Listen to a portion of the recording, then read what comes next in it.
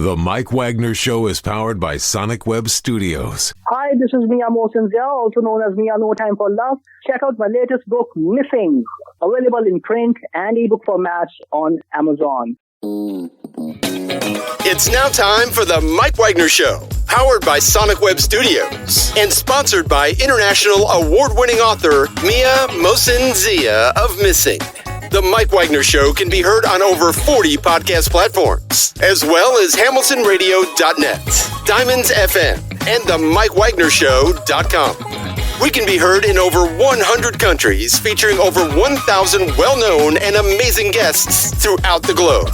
And named one of the top 100 global podcasts in the New York Weekly Times, Hollywood Entertainment News, Los Angeles Weekly Times, Apple, and Chartable. So sit back and relax and enjoy another great episode of the award-winning Mike Wagner Show.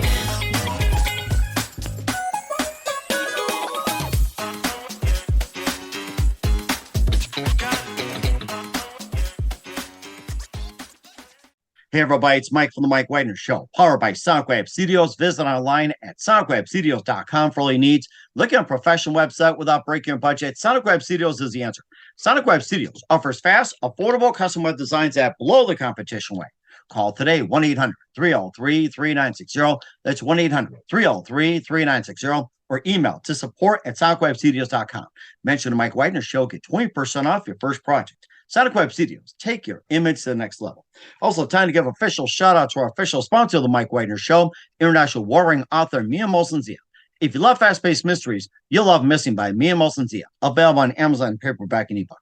Missing is fast-paced and intriguing with an unforgettable twist. Takes place in 4 countries, 2 strangers, 1 target, where truth is illusion and those you love will be the first to go missing. It's available on Amazon and paperback and ebook. Missing by Mia Mosinzia has garnered great reviews, and Eve 11 enjoys by Howard celebrities, including Joanna Cassidy, Forrest Riley, and many others. So grab your copy today. Virgo's Missing by Mia Mosinzia, available on Amazon. Also, check out the Mike Wagner Show at themikewagnershow.com on over 40 podcast platforms, heard in over 100 countries, including Facebook, SoundCloud, Spreaker, Spotify, and iHeartradio. Also, Anchor FM, iTunes, Google Play, Amazon, Audible, Apple Music. Also heard on HamiltonRadio.net, Diamonds FM, Oldies Radio, and a few networks coming soon. Take the Mike Wagner Show on any mobile device. Subscribe to the Mike Wagner Show on the YouTube channel. Follow the Mike Wagner Show on Instagram, Twitter, and TikTok today. And for great gift ideas, go to Amazon.com and check out the Mike Wagner Show podcast. T-shirts, pop sockets, throw pillows, tote bags, hoodies, baseball gear. Makes great gifts 24/7. Go to Amazon.com and check out the Mike Wagner Show podcast. And for more great gift ideas, go to Amazon.com/Mia Mosinzia. For great books like Missing, Wants, and Wrinkles, also T-shirts, pop sockets, hoodies, phone cases, and more. Amazon.com/Mia Mosinzia. Check it out today. I'll support the Mike Wagner Show on Anchor FM, PayPal, themikewagnershow.com, and make sure you give generously today. We're here with a terrific lady who's an author of a book which talks about the cult as well, too. She's a certified clinical nutritionist, biochemic analyst, and also an educator for over 33 years. She spent 25 years of her adult life in a cult under the influence of a narcissistic psychopath. And also her new book outlines her journey and shares why she made the choices she made in her life, and also which offers a unique view on why others made their choices. And her story presents a compelling portrayal of political and cultural dynamics of groupthink mind control. We'll talk about that. Live, ladies and gentlemen, from the Plus Studios in beautiful downtown Austin, Texas, the certified clinical nutritionist and biochemical analyst and an educator for over 33 years, author of the book, The Followers, Holy Hell, and the Disciples of the Narcissistic Leaders. Ladies and gentlemen, the very multi-talented Rahdia Gleis. Rahdia, good morning, good afternoon, good evening. Thanks for joining us today. Hey, Mike. Thanks for asking me. I appreciate it. Well, it's great to have you on board, Rahdia. So you're a certified clinical nutritionist, or CCN. You're a biochemical analyst and educator for over 33 years. You spent 25 years of your adult life in a cult under the influence of a narcissistic sociopath. And also your new book outlines the journey and shows why you made the choices you made in your life, and also offers a unique view on why others make their choices. And your story presents a very compelling portrayal of political and cultural dynamics, groupthink, mind control, and some of your experience as well too. You can share some of that. Your book is called The Followers, Holy Hell, and Disciples of the Narcissistic Leaders. And before getting all that, Rahdia, tell us how you first got started. Well, Mike, and it's funny because people they typically ask me, why did you join a cult, right? And I always say, nobody joins a cult. You don't wake up one day and say, I think I'm going to join a cult. I think many of us been there, done that after a few drinks. It just sort of creeps up on you. It originally started back, well, for me, it started back in Los Angeles in the very early 80s.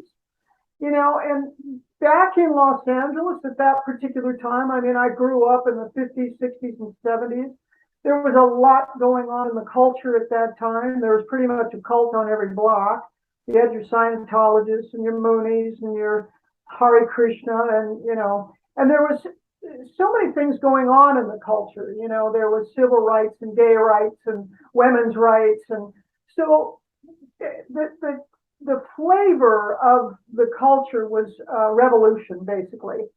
So I grew up in Brentwood, and I grew up in a very affluent background. And, I wanted something deeper. I was looking, as many people, especially at my age at that time, in the 60s and 70s, were looking for a deeper life and deeper meaning in our life, So one thing led to another, and there was lots of books out at the time, and lots of different philosophies, and of course that was in Los Angeles at that time. It was the life of drugs, sex, and rock and roll. Lots of crazy things going on. Oh, yes. We've all been there, done that. Yes. Oh, sure. So, I got to a certain point where I was really looking for something beyond the status quo, beyond the superficial life. And so I describe in the book is divided into 3 sections. The first section is called The Journey, which is my life growing up in Brentwood. The reason why I start from the beginning is because people are curious. They're curious about how a person coming from the background that I did ended up in a group like this. And so I had to take it back from the beginning. I had to take it back and follow the sort of psychological journey of a person and how they find themselves in a group. And it generally is you're looking for like-minded people. And so when you find them, it's a wonderful thing. It's a wonderful experience. You don't know that you're going into a cult. As a matter of fact, it wasn't in the beginning. It actually morphed into that through the years. And that is how, when you're under the influence of a narcissist, most people don't, and especially back then, we didn't recognize that term, narcissist, as we do today. Especially, there's a difference between basic narcissism and a malignant narcissist. And so there's a distinction there. And narcissism is not a character flaw. It is a dangerous pathology. So my book, which in the second half of the book I go into, and I did a lot of research. I am a researcher. I'm a researcher as a biochemical analyst and what have you. That's just basically what I do. I have a graduate degree in that, and I know how to research. So I'm going to fast forward to, I left the group in 2006. So I was about 25 years I was involved, at least with people that were related to this. And when I left, I thought, I just want to leave. I don't ever want to look back. I was done, and I never wanted to look back. And then in 2016, the documentary on this group, Holy Hell, came out. That's why Holy Hell is in the name and the title of my book. So when Holy Hell came out, the first time I saw it was at Sundance Film Festival. So there I am with a whole group of strangers looking at my life splayed out on the big screen. And there were details in that film that I didn't know. The leader was a homosexual. So for women, we were not abused, but there were many of my dear, what I consider my brothers, that were. They were sexually abused. And so while I'm sitting there in this theater, I'm hearing this, the details of it for the first time, which was re-traumatizing, I will tell you that. Oh my gosh. So, you know, when I left, and you know, you have to imagine it, Mike. Imagine what a mother must feel like when she finds out years later that her children were sexually abused by the father. You know, that's the way I felt, you know. And I love these guys. These are my best friends. These are my family, my brothers for 25 years. And I'm just now really getting the details. So I went back and I had decided I need to figure out how this happens. And you know, people say to me, or they have said in interviews, they go, "Wow, Rahdia, you know, you seem so intelligent." And really what they're saying is, "Wow, I was really expecting a gullible fool, you know, an uneducated idiot, you know," because people think, and I knew from the question and answer period in these, I was in many Q&As for this film, not only at Sundance, but in Austin and Los Angeles and in Hawaii and what have you. And typically the attitude that I would get is some people would look at the film and they'd go, "Yeah, I get it. I would have joined that." And others would go, "I'd never be that stupid. You know, how could anyone be that gullible? How could anyone fall for that?" And so that was something that I really wanted to explore. And you have to remind the audience that the filmmaker, Will Allen, who was one of the victims, he had 45 hours of archival footage, and he has to tell a story as a filmmaker of 30 years in 100 minutes. Wow.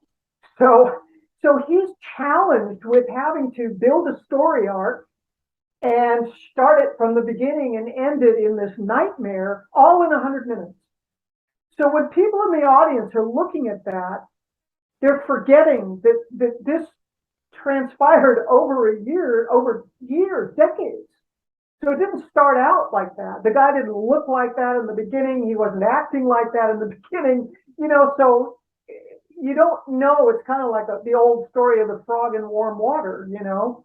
Mm-hmm. So I set out after the movie to do some deep research on narcissism, on the difference between narcissists, malignant narcissists, narcissistic sociopaths. And I explored, and I have, you know, a lot of citations in my book. I got 262 citations in my book of looking and comparing with other leaders, whether they were religious and spiritual leaders or political leaders or whatever, to try and find the common threads. What is the characteristic of a narcissist or a malignant narcissist, and how do they become leaders? And in my journey, Mike, while I was, you know, unfolding all of this, I realized, first of all, this book, I was paralleling it to some of the things that we're seeing today in this country. I paralleled the character of this spiritual leader that I was with the character of anywhere from Jim Jones and Charlie Manson to Hitler, to Donald Trump, to other people like that. Donald Trump, a cult leader. Interesting. Well, okay, so he's a narcissistic sociopath. So as I went down this path, I realized, first of all, this book is not about politics. It's not about party. It's not about politics. It's not about policy. It's about pathology. So I wanted to understand that pathology, you know, so I went, and in the second part of the book, I take literally the diagnostic manual of mental disorders. And I take, you know, line by line, and I show and give you an example of my life in the Buddha field, under his influence, and then the lives of other leaders whether they're political or spiritual or whatever, and they all have very similar patterns. And what are those patterns? For one, they're pathological liars. You know, a narcissist, the characteristic of a narcissist is they don't care about you. I promise you that. They don't. They only care about one thing, and that is themselves. But they're very, very skilled at manipulating their followers. So they figure out what you want or need or are afraid of, and then they become that for you. So, and they will do it by deception, by lying, by whatever it takes. And they're extremely skilled. They're like chameleons. They'll be what you want them to be. And so while I was writing this, I realized, you know what? This isn't about the leader. When I first wrote the book, the working title is called Duped. Because yes, we were duped. And yes, he used all kinds of parlor tricks and all kinds of, lies and deception and weird, stuff to make you believe in what he was selling. But the point was, and I changed the name to the followers, because without the followers, the leader is helpless. The leader cannot do anything. And I don't care if it's a religious leader or a political leader. Without their followers who do their bidding, they are useless. So I changed my perspective on this, yes, yes, or we had to ask the question, were we victims or were we perpetrators? And actually the answer is both. So typically we built him, we created him, we gave him a sort of think of it like a feedback loop. He gave us what we thought we wanted or what he sold us on. And in return, we gave him what he wanted, which was loyalty, adulation, putting him, up on a pedestal. And that's exactly what a narcissist craves. So there is that feedback loop. And without us, he would be nobody.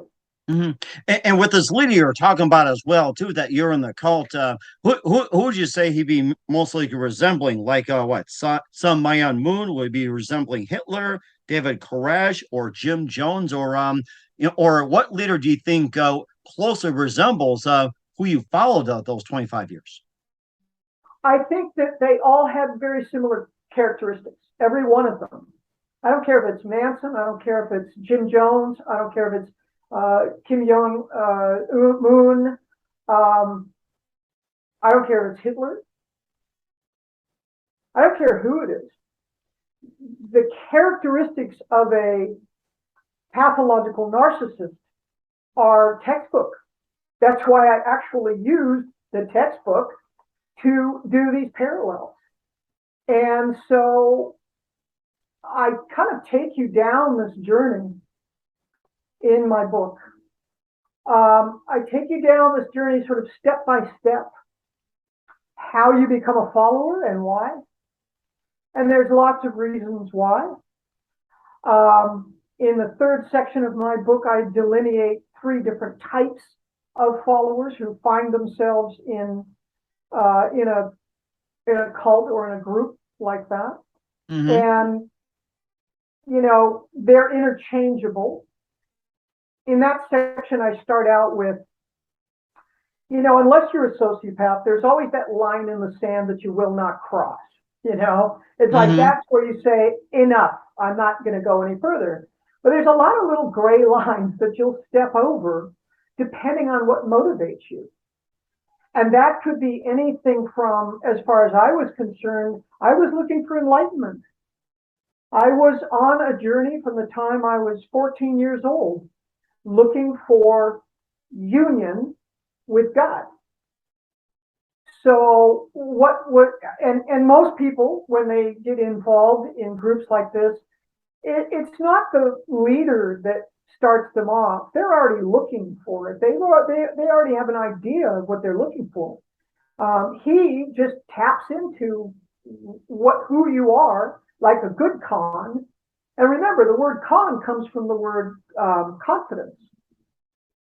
So he instills a type of confidence that he can deliver what you think you want, whether it's enlightenment or whether it's tax breaks.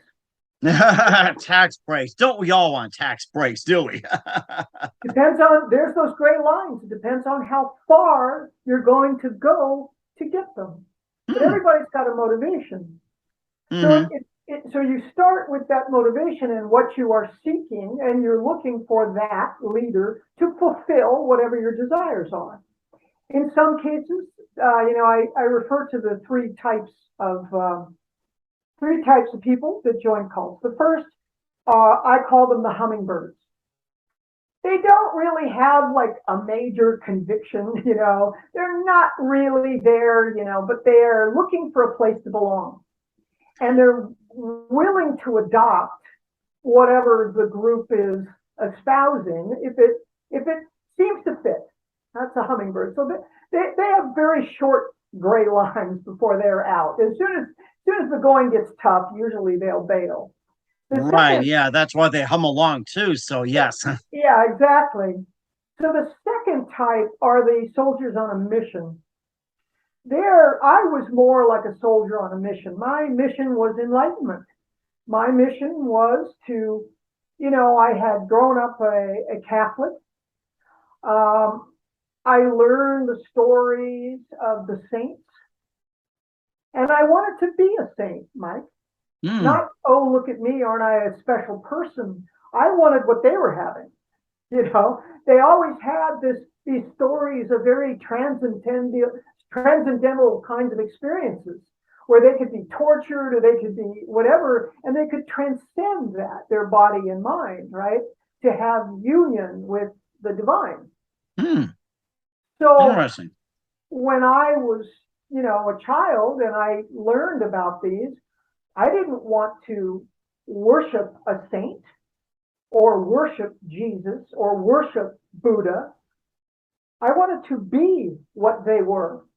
I wanted to go and do what it took to go through that journey, like the Buddha, like Krishna, like all of the deities of all of these religions, right?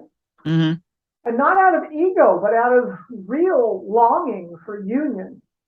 So I was a soldier on a mission. I was willing to do what it took, because all of these saints in history went through whatever it took for these transcendental experiences. So from an Eastern standpoint, which much of the teachings that were going on at the time in my group was Eastern and Western, but mostly Eastern.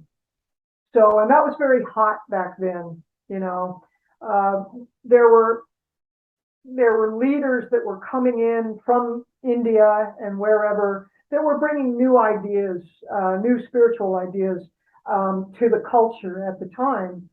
So this was more Eastern meditation-based oriented. And so I was really, really into that. And so there was a particular technique that there were 4 techniques actually.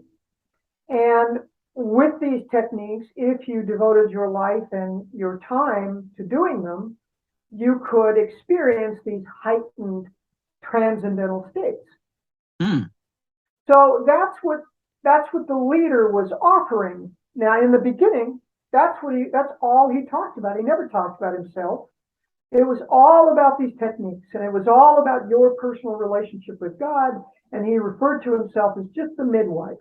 Midwife? Oh my goodness. Yeah. Why would he come up with that term midwife? That's a question. If it's a guy, why midwife? I'm wondering. Well, because what he would say is that this is your birthright, that this is everyone's birthright, that union with God, that you are a product of that. And so that is your birthright. So he would refer to himself as the midwife, so to speak, in teaching you how to give birth really to yourself, if you will. So in the beginning, that's what it was about. It was all about the techniques and all about the devotion to that. But through time, as the group started to develop and as the group started to experience different things, you know, in Eastern spirituality, there are different practices that you do. For example, pranaming is one. Now, pranaming in Western culture is a little odd, but in Eastern culture, it's not odd at all. You bow, basically. You would, you know, prostrate yourself in front of an elder or a teacher or a guru or whatever, right? And this was not unusual in the East, but in the West, this was very new, right? So he used to explain that when you do that, when you pranam, the goal is to transcend your ego, right? Because your ego is the identity of self. So if you have a me, a self, then that's automatically a separation. You can't have a God and a me. That's a duality. So in order to have union with one, you have to transcend the ego. Okay. Now, in theory, that's logical. Okay, fine. So how do you do that? Well, certain practices. So he would say, when you pranam, this is a gesture to yourself or to God that you put your head below your feet. That's what it meant, you know? Huh. So by making that gesture, you're saying you're offering up the idea of you, right, to that. So watch this, Mike. So what happened was, that was in the beginning, right? Uh-huh. And so people would come and we would go into the altar room, and in the altar room there was all these, you know, pictures of saints and Buddha and Jesus and all these saints. And his picture was like in the back, right? You would come in and there'd be incense and music and whatever, and you would pranam as a gesture, and you'd gather yourself and take your shoes off, and then you'd go into the main room. Well, after a while, you know, in the beginning, people would pranam because he was the teacher as a gesture of respect, right? And he would push us away and say, don't do that. You're not bowing to me. But after a while, he stopped pushing people away. After a while, he was sort of, yeah, I like this, right? So in the beginning, it's not a cult, right? We're starting to feed this narcissistic personality. So the generations coming in behind us never got the story about placing your head below your feet. They just saw us bowing in front of him. They thought that's what you're supposed to do. And so they did. And he began to really like it. Huh. So this slow process of literally creating and massaging his ego is what we were doing inadvertently. You know, we were loving him. He was very charismatic. He was very funny. He was very, we didn't want an Indian guru. We wanted a contemporary Western guru, you know, and somebody who was funny and somebody who was, and he was, and intelligent, but he was, you know, he was charismatic. Huh. Now, I come to find out that all of that was staged. All of it. I didn't find that out till years after I left. That it was staged. That he would literally read out of these great books of Indian saints, whatever, write a script, memorize it, and then that night he would, you know, say these things as though they just came tripping off his little enlightened head. It was a total fraud, a fraud from the beginning. Oh my gosh. You made me think of that song by Living Color, Cult of Personality. Look at my eyes. What do you see? Follow me and everything else. That's what reminded me of his way too. And Exactly. you think about that. And of course, you know, if you try to, you know, put your head down to your feet, oh, my back would hurt after a while. It's like, ouch. I can't imagine myself doing that. Yeah. So remember that we were transcending our body, our ego, our mind, our desires, our will, our everything, right? And isn't that very appropriate for a narcissist to take advantage of? So he would do things like, and I found this out later, he had ripped off, first of all, the meditation techniques. He stole them. He stole them from Maharaji. He was never a disciple of Maharaji's. He conned a Premi into giving him the techniques, and then he said, they were given to him by God. He was a total liar, total fraud. But we were having a good time, So first of all, you don't particularly question. You don't really want to question, because you're having a good time and you're sitting with people and we're all singing and we're dancing and we're living together and sharing food together and going to the beach and going to the movies and doing all of these fun things, right? Along with it. So, and of course, he is creating that environment, making it more and more difficult to leave. And then when people did want to leave, that's when he started, which is another typical narcissistic technique, is he will bully you. He'll bully his enemies.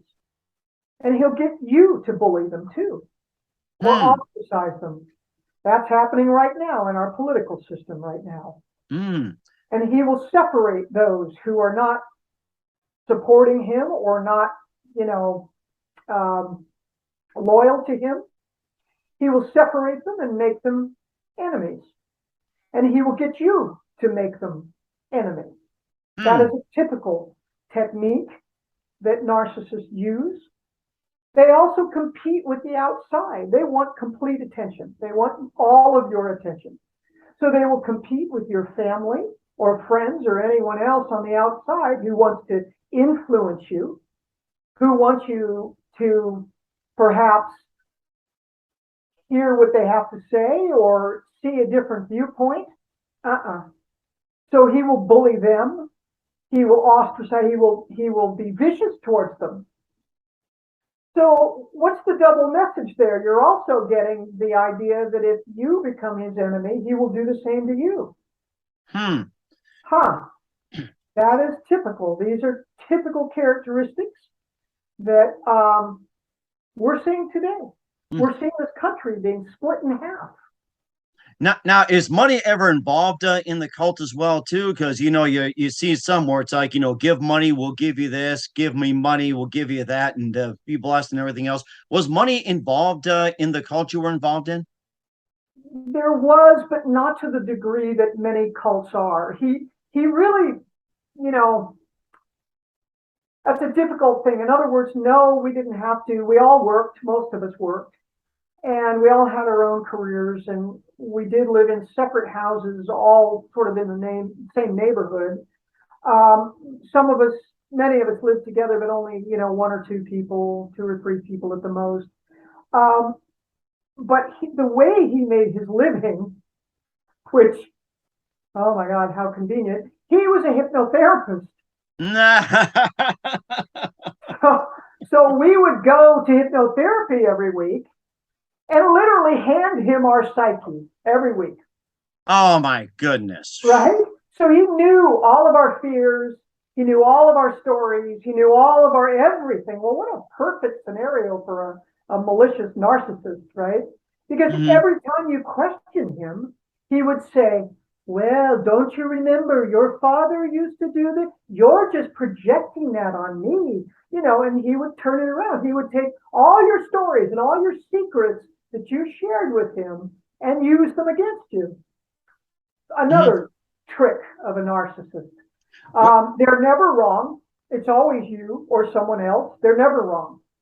And they will blame, and they will ostracize, and they will demonize everybody else but themselves to glorify themselves. Is this sounding familiar at all? This is what's happening in our country. It almost sounds like gaslighting to a degree. It's not almost. That is what gaslighting is. So when you're gaslighted, you start to question your own eyes. your own ears. And if you say, no, that didn't happen, and they turn around and say, oh, yes, you're saying this because, and then they turn it around on you, right? Mm-hmm. So, yes, we were gaslit. He would do, do you remember the term parlor tricks? Parlor tricks comes from a phrase back in the last century. There used to be people that would come to wealthy people's houses, and they would do seances, right? And they would make the table raise, and they would make lights go on and off, and and they would usually do that in a parlor. That's why the word parlor trick, that's where it comes from, right? So I've come to find out he did parlor tricks like that. Huh. Where he would literally, he would get you on your knees with your eyes closed, and he would use a flashlight in front of you, making you think you're seeing light.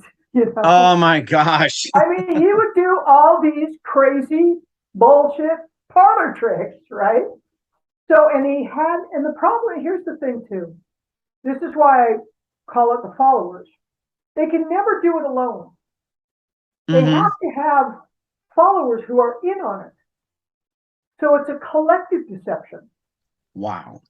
So there were people in the room that knew that he was using flashlights, or knew that when he would pretend that he was psychic, he had just had a conversation with someone who told them that story, right? That person knew, but they would never say anything.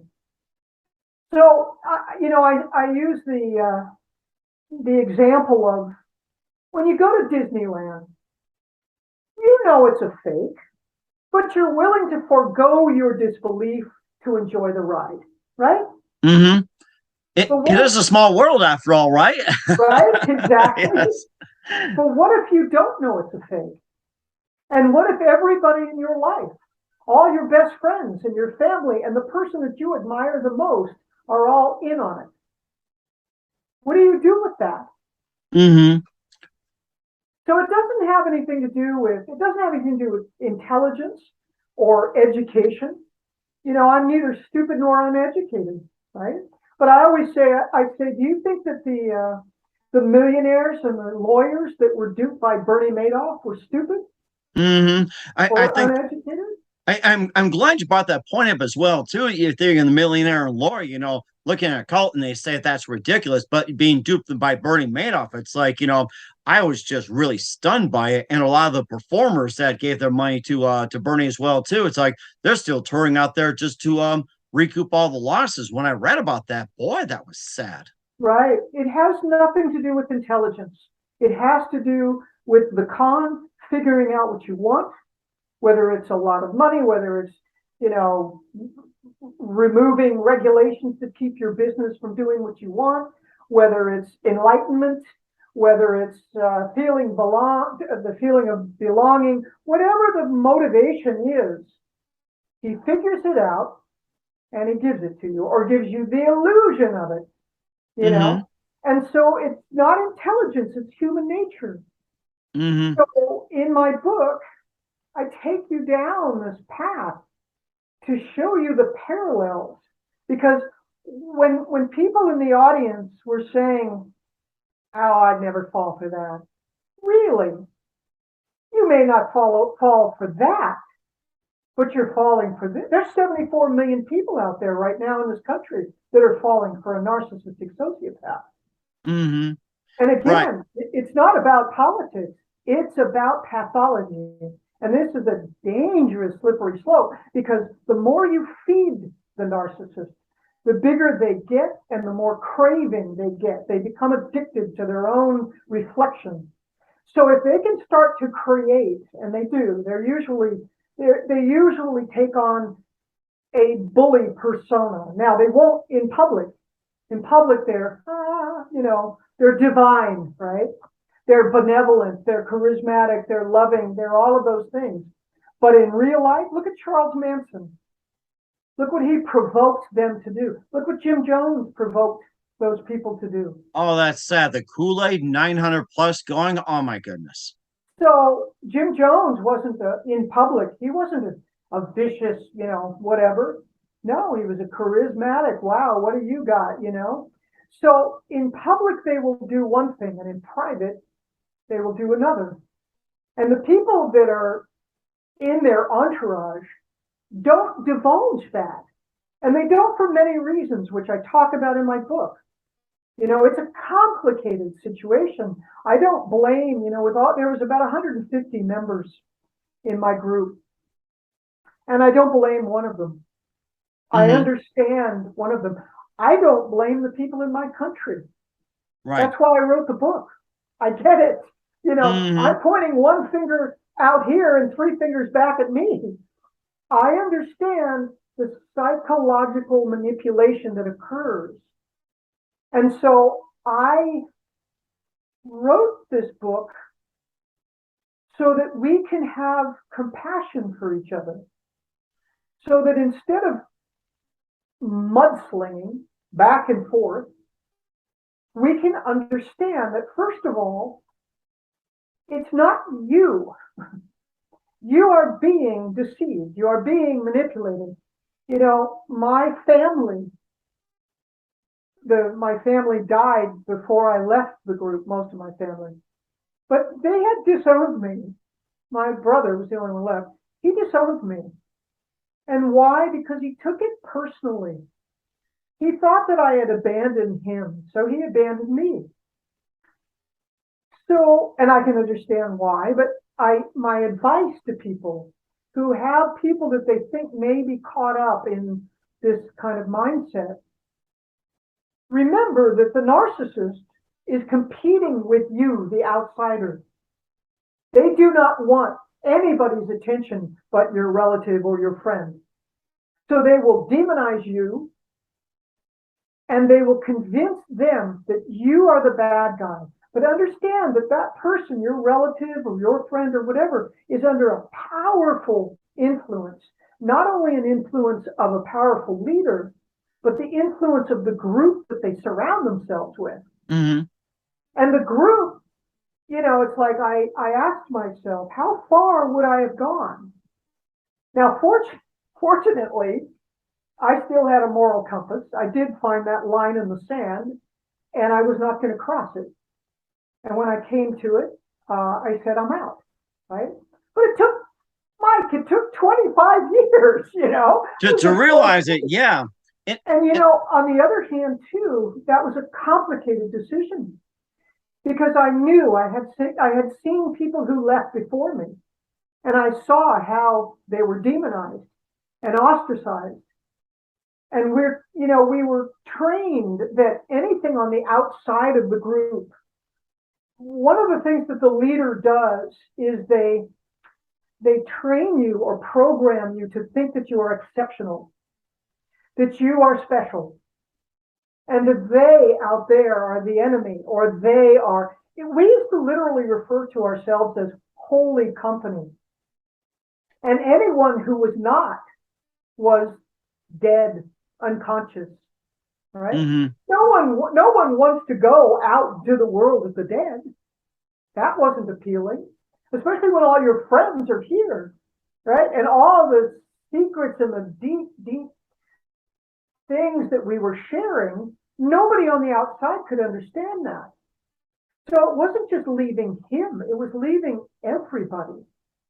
And my decision, I knew that when I left, they would all turn against me, and they did, most of them. And so I would have to go out into the desert with no one. Why did it take me so long? I had no place to go. My family had disowned me. All of my friends from the past were gone. It would be lonely and frightening, and I had such amazing experiences that I didn't think that anyone on the outside could ever relate to me. And in a lot of ways, Mike, they don't. One thing we will all say that we're in the Buddha field, you had to be there. We all understand, no matter what we did, or no matter what each person's story is. And there was 150 people. I would say there was 150 different stories. Oh my goodness! And we'll get to those stories in just a minute as well, and the third trade as well too with Rahdia Gleis of the followers. But first, listen to the Mike Wagner Show at themikewagnershow.com, powered by Sonic Web Studios. Visit online at sonicwebstudios.com for all your needs. Looking at a professional website without breaking your budget? Sonic Web Studios is the answer. Sonic Web Studios offers fast, affordable custom web designs at below the competition rate. Call today, 1-800-303-3960. That's 1-800-303-3960. Or email to support@sonicwebstudios.com. Mention the Mike Wagner Show. Get 20% off your first project. Sonic Web Studios, take your image to the next level. Also, time to give official shout out to our official sponsor, The Mike Wagner Show, international warring author Mia Molson-Zia. If you love fast-paced mysteries, you'll love Missing by Mia Molson-Zia, available on Amazon in paperback and ebook. Missing is fast-paced and intriguing with an unforgettable twist. Takes place in 4 countries, 2 strangers, 1 target, where truth is illusion and those you love will be the first go missing. It's available on Amazon in paperback and ebook. Missing by Mia Molson-Zia has garnered great reviews. And Eve 11 enjoys by Howard celebrities, including Joanna Cassidy, Forbes Riley, and Manils. So grab your copy today for Goes Missing by Mia Molson-Zia, available on Amazon. Also, check out The Mike Wagner Show at themikewagnershow.com on over 40 podcast platforms, heard in over 100 countries, including hamiltonradio.net, Diamonds FM, Oldies Radio, and more. Take us with you on any mobile device. Subscribe to The Mike Wagner Show on the YouTube channel. Follow The Mike Wagner Show on Instagram, Twitter, and TikTok today. For great gift ideas, go to Amazon.com and check out the Mike Wagner Show podcast. And for more great gift ideas, go to Amazon.com/Mia Molson-Zia for great books, merchandise, and more. Also support the Mike Wagner Show on Anchor FM, PayPal, and the mikewagnershow.com. Make sure you do so today. We're here with the author of the book, The Followers, Holy Hell, and the Disciples of the Narcissistic Leaders, Rahdia Gleis, here on the Mike Wagner Show, Rahdia Gleis, we should say. And also, you talked about the hummingbirds and also the soldiers as well, too, being of the 2 of the 3. And what was the third type that you mentioned as well? And we weren't sure if you I'm glad you mentioned that. The third type I call the kamikazes. The kamikazes are those that do not have a line in the sand. They will kill or die for the leader. Those are the Jim Jones and the Charlie Manson, and even the people in January 6th. Okay, that are so caught up in whatever the programming, whatever the groupthink is, that they are willing to cross that line, and so those, the kamikazes, and it can be, it can be interchangeable. With the soldiers on a mission, the deeper you go, the stronger your mission becomes. The more you are even getting a taste, sort of like Bernie Madoff. A Ponzi scheme doesn't start out where you give all your money and you don't get anything back, right? Mm-hmm. You give your money and you get a little bit back, and turns out it's your own money, but nevertheless, right? So as that starts coming in, you start giving more and more and more, and that's how it works, right? Mm-hmm. So it's the same way with a soldier on a mission.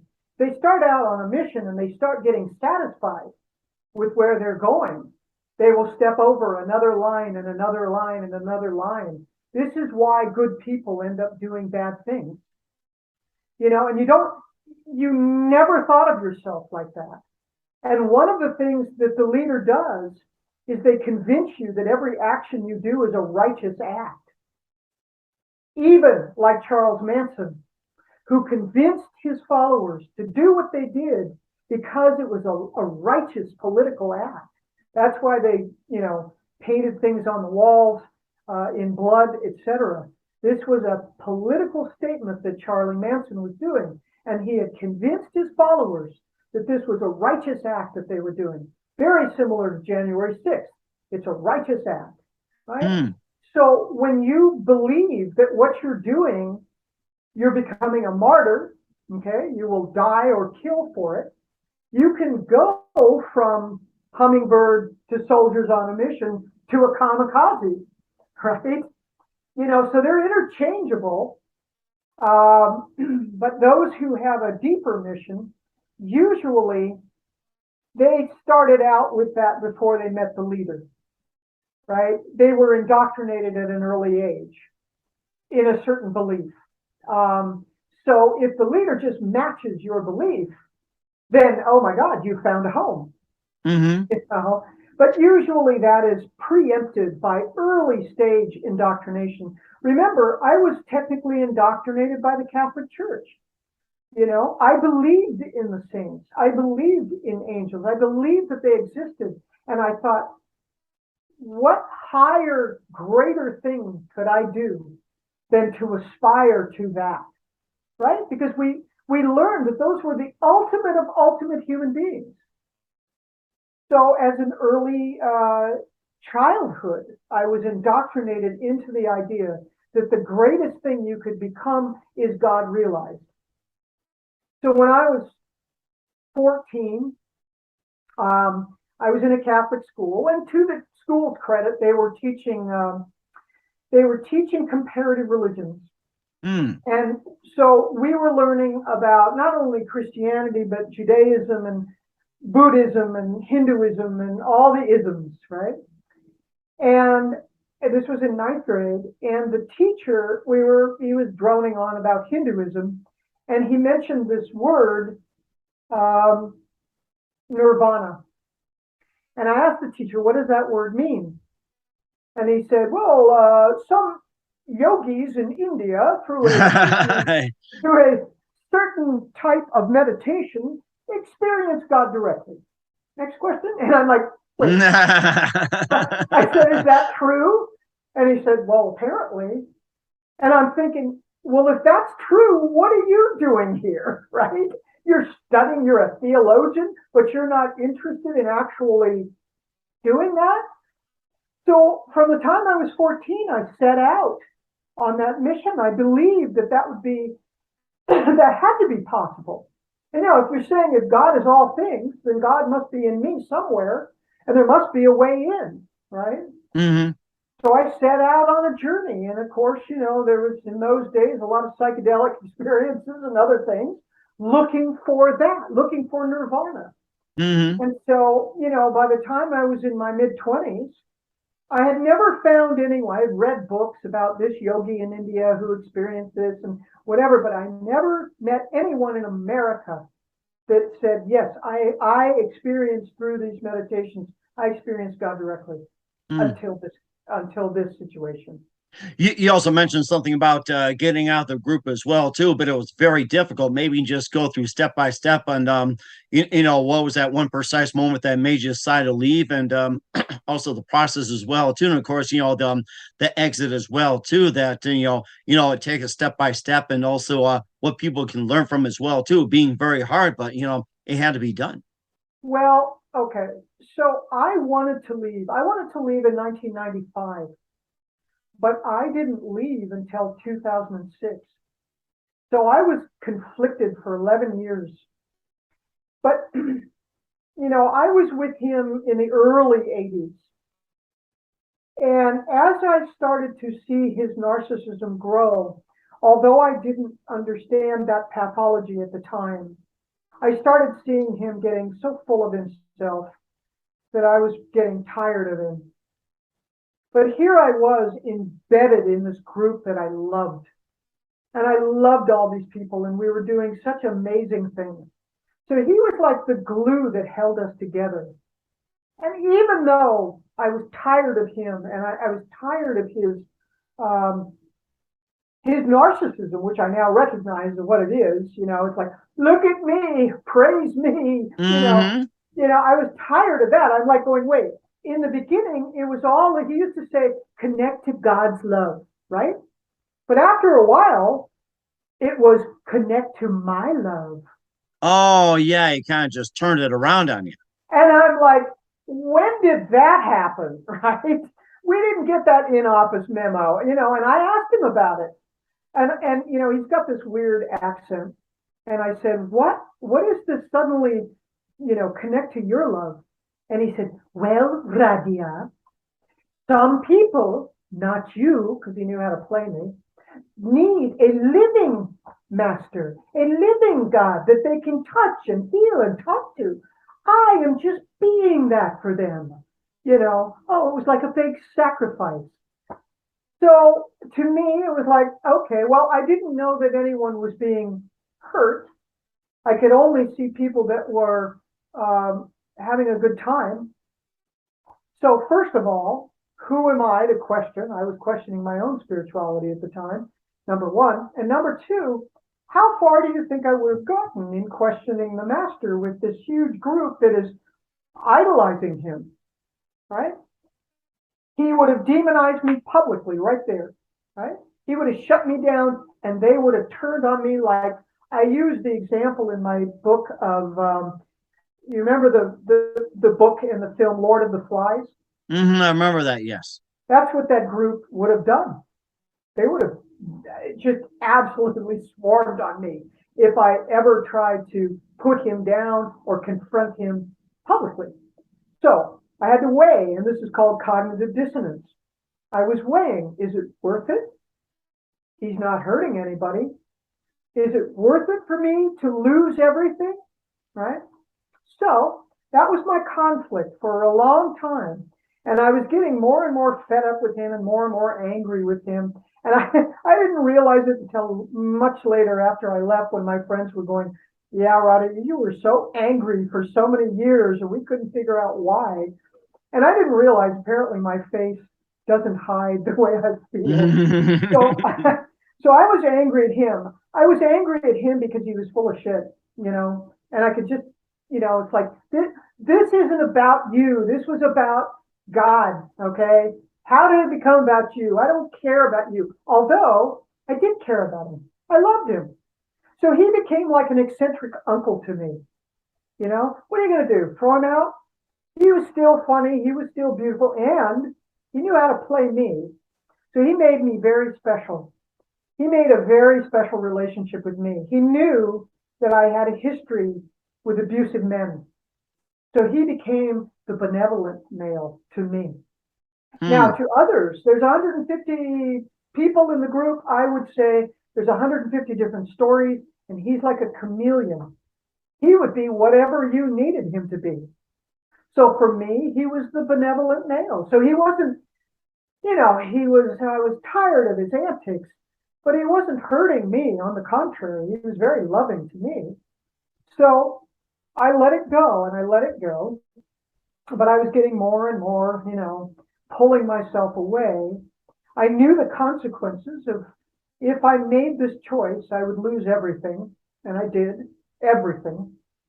And so finally, the last straw was I had come home. I was trying to separate myself and find another spiritual group another spiritual practice that I could find a home with.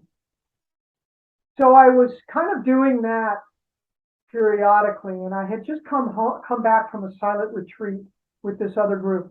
I didn't tell anybody that I was doing that, but I did.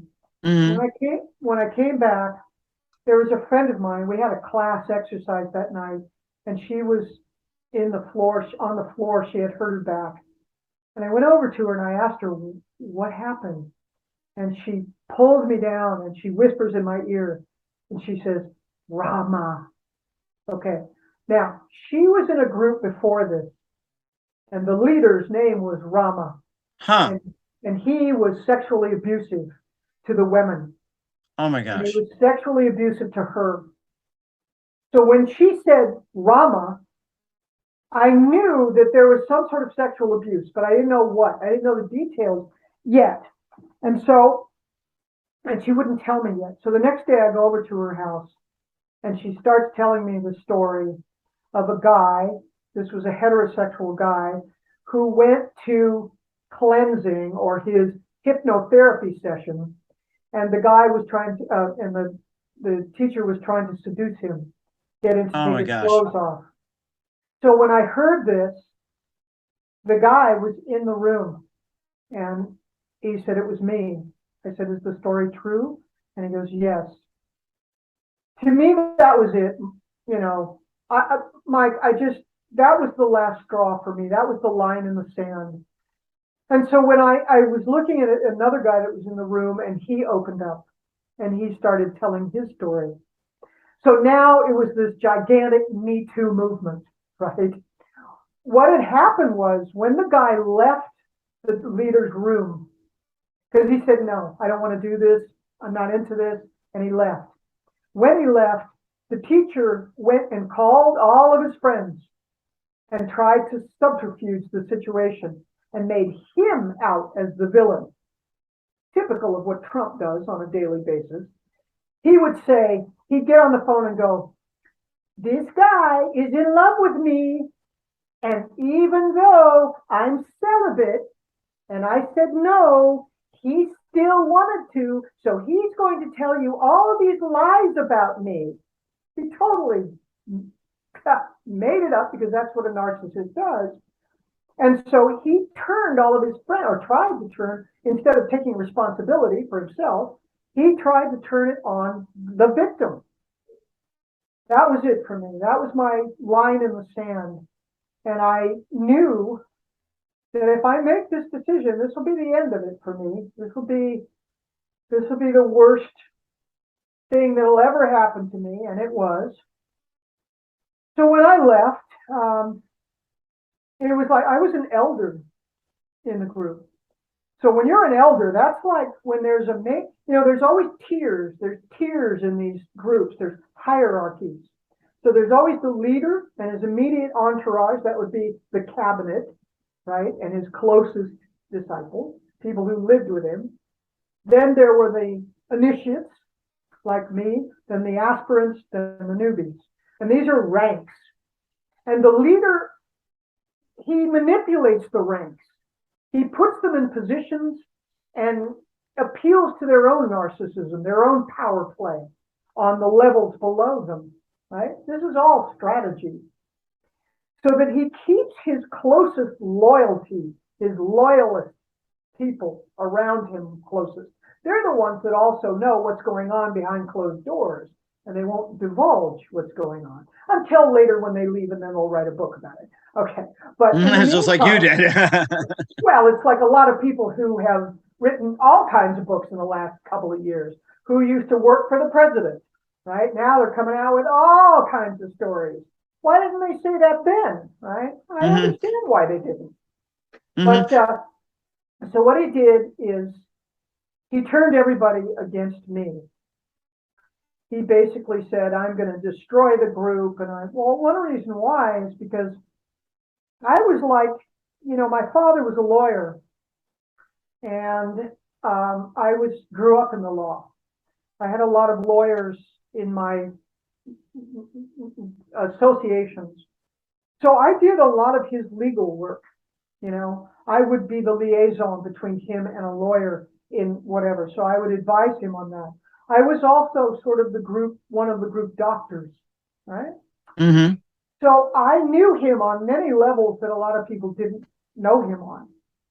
So I was a danger to him because I knew a lot. So when I left, he tried to have me taken out 3 times. Like what? By force, guns, or poison, or whatever. Now, fortunately, everybody still had a moral compass, so it obviously didn't go through with it. But he approached 3 different people, and one actually literally hired or interviewed a hitman. Oh my gosh. That's how far they will go.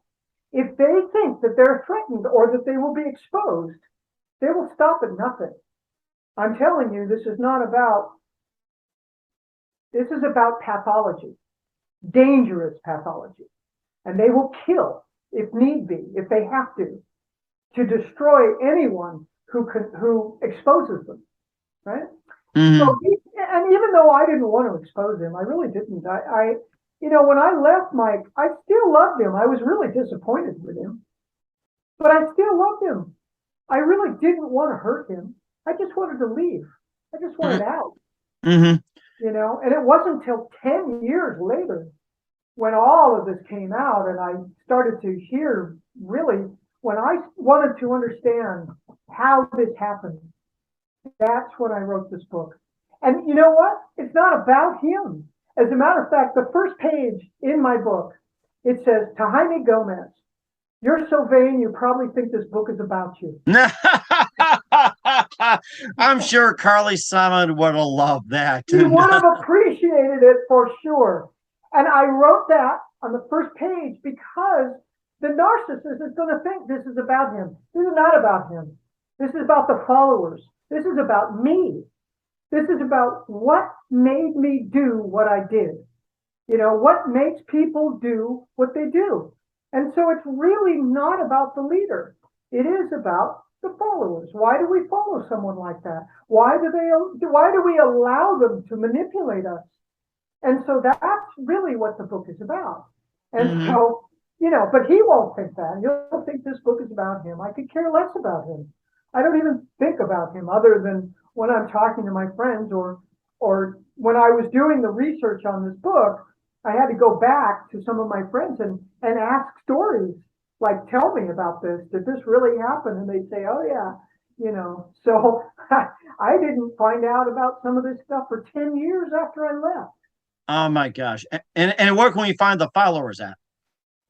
So you can get the followers on Amazon, and you can get it also on Audibles, and it's in my own voice, because who knows the sarcasm better than me? And there's a lot of sarcasm in there. There's a lot of humor in it, because I wanted it to be, I'm saying some very, very poignant things, Mike, but this book wasn't written for scholars. This book isn't written for people who follow politics or follow what's going on. This is for your average Joe, who doesn't have time after a hard day's work to come home, put the kids to bed, get dinner on the table, and slog through the diagnostic manual of, mental disorders. So I wanted to write this in a very entertaining way, in a very storytelling way, and with a lot of humor, a lot of sarcasm, but a lot of research as well. So I bring that. That's the way I teach. That's the way I teach. If I'm teaching biochemistry, obviously I can't teach you. I would have you asleep in 2 seconds if I taught you that. So, but I have to convey difficult things in stories and in pictures, so that you can understand when I'm working with you as a client, what's going on with your body, right? So that's the way I teach. And that's the way I wrote this book. I wrote it for the man on the street, one who wouldn't otherwise, read some scholarly book about whatever. So I try and make it it's very personal, I sort of open the kimono of my life and myself, because I did that because I want you to trust me. I'm a human being just like you. And I want you to see possibly or relate to me, as a writer, as a human being, as a person who had a very interesting hands-on experience with this kind of thing. Because, there are narcissists. You could have a narcissist as your spouse, as your teacher, as your religious teacher, as your, political leader, as your boss, as the CEO of the corporation. This is about pathology. And narcissists, there's a book called The Sociopath Next Door by Martha Stout, PhD. And she said that there are 1 out of 25 Americans are sociopaths. That's a quarter of this country. Wow. Right? That is something. Oh, my goodness. Yeah. So you can get it on Audibles in my voice. If you're driving and you don't have time to read, it's fun to listen to. Otherwise, if you're a reader, it's both in Kindle and softcover and hardcover. Okay. We will certainly do that. What's coming up for Rahdia Gleis, with the book, The Followers, what's coming up for her in 2022? We'll find out just 1 minute. You listen to The Mike Wagner Show at themikewagnershow.com, powered by SonicWeb Studios. Visit online at sonicwebstudios.com for all your needs. Also brought to you by official sponsor of The Mike Wagner Show, international warring author Mia Molson's The Missing, available on Amazon, paperback, and ebook. We'll be back with the author of The Followers, Holy Hell, and the Disciples of the Narcissistic Leaders, Rahdia Gleis, after this time. The Mike Wagner Show is powered by Sonic Web Studios. If you're looking to start or upgrade your online presence, visit www.sonicwebstudios.com for all of your online needs. Call 1-800-303-3960 or visit us online at www.sonicwebstudios.com to get started today. Mention The Mike Wagner Show and get 20% off your project. Sonic Web Studios. Take your image to the next level. Hey everybody, my name is Forbes Riley, and I'm an American actress and a TV host.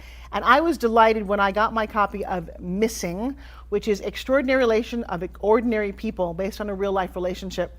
It's well written. It's amazing.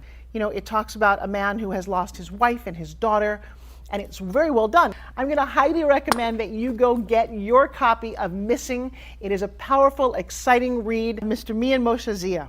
He is the author of Missing. And I want to give a big shout out and a kiss all the way halfway around the world to my dear friend. Check him out at Mia's website. It's called www.miamosenzea.com. Missing, available on Amazon. Again, I'm Forbes Riley, and I will see you again soon. Bye-bye. Hey, this is Ray Powers, and boy, are you in luck. Right place, right time. Tuned in to The Mike Wagner Show. You heard me.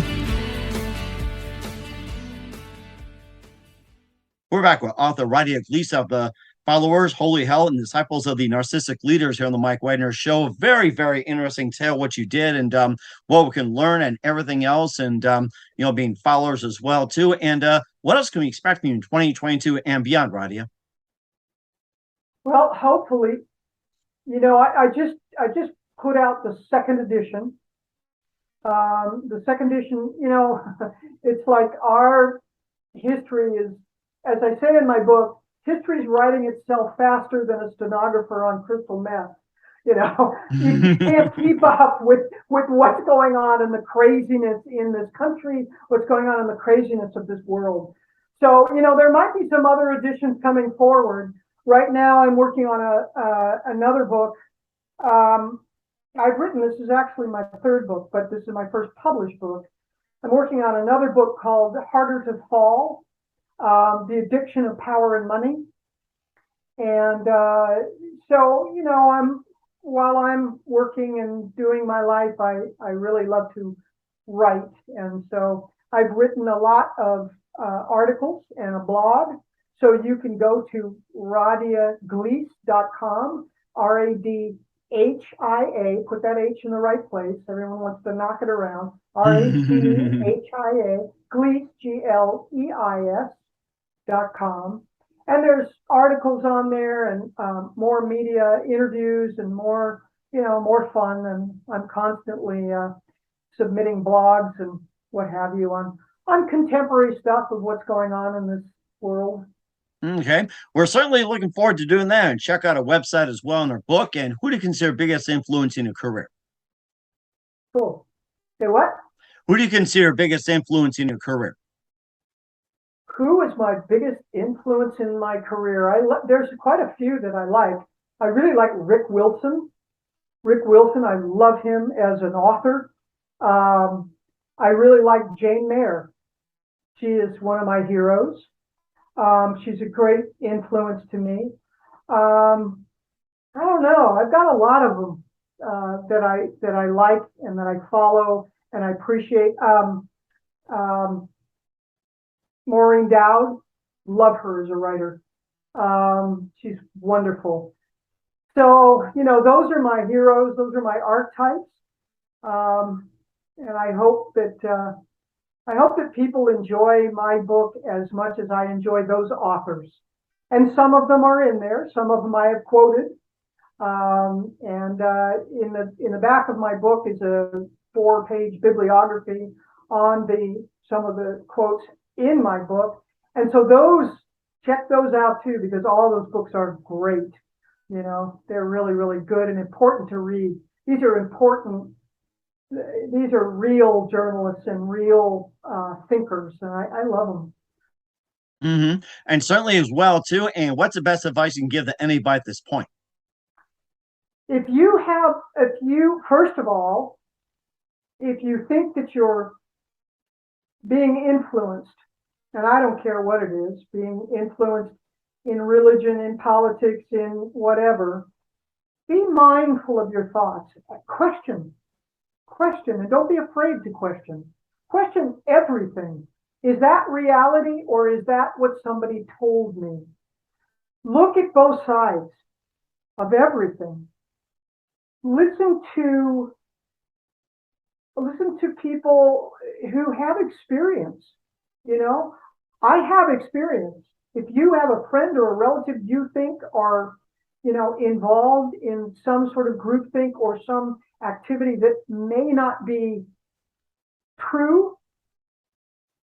pay attention to that. Listen to the signs. If they're lying all the time, if they're gaslighting, if you see one thing and they tell you, no, that's not what you see, that's a first clue.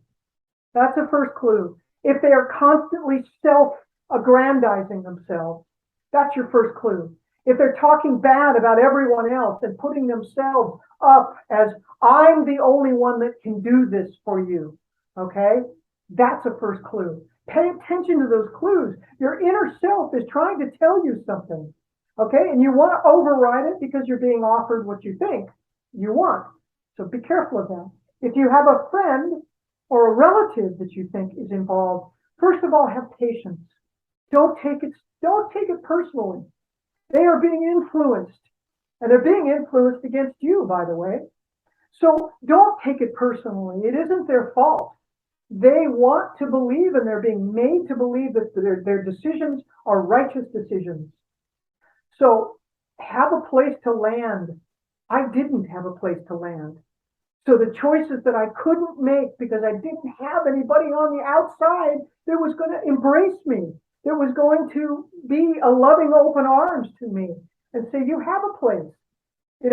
Go do whatever you want, but when you're through, you've got a place here. You have a home. Okay, that's what I would recommend to people. Don't take it personally. Have compassion. No, do not think for a minute that you could not be deceived. Do not think for a minute that you're smarter than they are, because they're brilliant. They're brilliant, and they're very motivated. So, that's my recommendation to people. And certainly look for it as well, too, and keep eyes on that. Once again, with author Rahdia Gleis of The Followers, Holy Hell, and Disciples of the Narcissistic Leaders on The Mike Wagner Show. Rahdia, very big thank you for your time. You share an amazing story. Did a great job. Looking forward to you again soon. Make sure you keep us up to date. Keep in touch. Love to have you back. And once again, tell us about your website and where can we purchase your books and check you out and everything else. I appreciate that, Mike. You can go to my website, which is rahdiagleis.com. Easy. RADIAGLEIS.com. You can buy my book off my website, or you can go directly to Amazon. Just if you keyed in The Followers Holy Hell, you don't even have to put the rest. The Followers Holy Hell. And by the way, the Holy Hell is in reference to the movie. So those of you who have not seen the movie, Amazon, it was originally bought by CNN, and then Netflix bought it, and then Amazon took it. So it's on Amazon. It's available on Amazon. Holy Hell. Check that out. Also coming up, I don't know when it is, but I really want people to check this out. Netflix is doing a series, and they just brought me out to Los Angeles a few months ago to be interviewed for this series. The series is called How to Become a Tyrant. And the first season is already up, and it's they do kind of like what I did with my book. They made it very entertaining, and they used animation, and they used humor to really tell a story of tyrants in history. And so I'm in the second season. That's coming up. I don't know what episode I am, but it'll be up soon. That was a good interview. But check out, it's on Netflix now. It's called How to Become a Tyrant, or on Amazon, the documentary Holy Hell. And if you see the documentary Holy Hell, I'm in it, but you'll also see me. There's, 30 years of archival footage. So you'll see me when I'm about 29 years old. Wow. Right?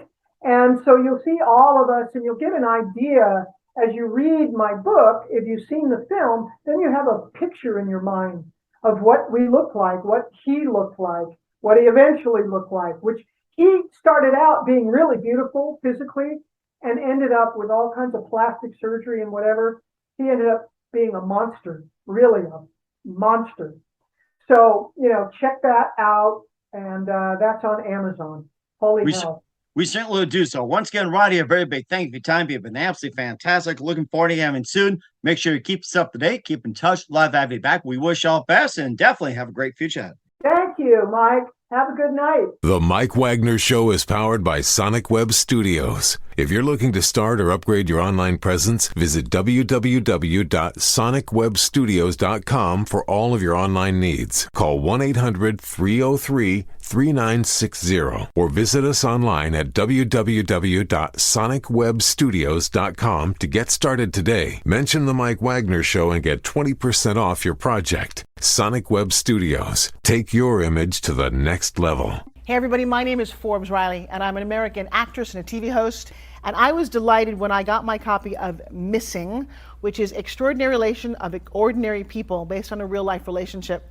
It's well written. It's amazing.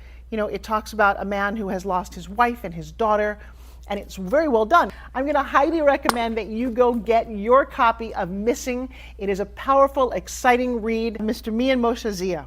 He is the author of Missing. And I want to give a big shout out and a kiss all the way halfway around the world to my dear friend. Check him out at Mia's website. It's called www.miamoshenzea.com. Missing, available on Amazon. Again, I'm Forbes Riley, and I will see you again soon. Bye-bye.